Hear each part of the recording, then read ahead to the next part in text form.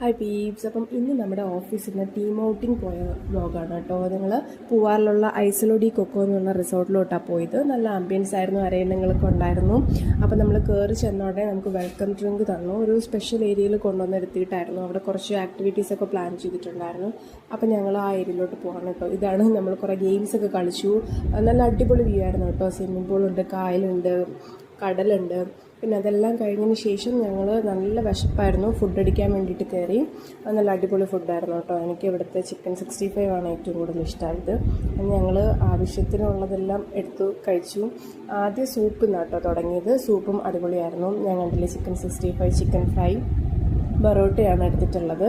അത് കഴിഞ്ഞിട്ട് നമുക്ക് ഡെസേർട്ട്സ് ഉണ്ടായിരുന്നു. ഐസ്ക്രീമും ഫ്രൂട്ട് സലാഡും ഒക്കെയാണ് ഞാൻ എടുത്തത്.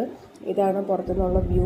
വൈകുന്നേരം ആയപ്പോൾ ഞങ്ങൾ ചായയും വാഴയ്ക്കപ്പവും കഴിച്ചു. അവിടുന്ന് നേരെ എൻ്റെ ഫ്രണ്ടിൻ്റെ ഒരു കല്യാണം ഉണ്ടായിരുന്നു. അപ്പോൾ അതിൻ്റെ